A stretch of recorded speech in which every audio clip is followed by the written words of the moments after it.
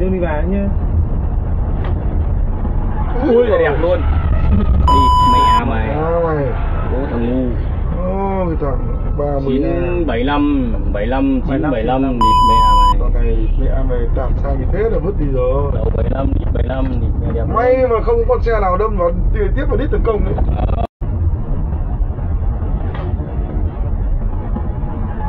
Ui là đẹp luôn.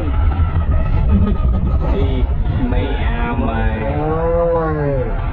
Bố thằng ngu.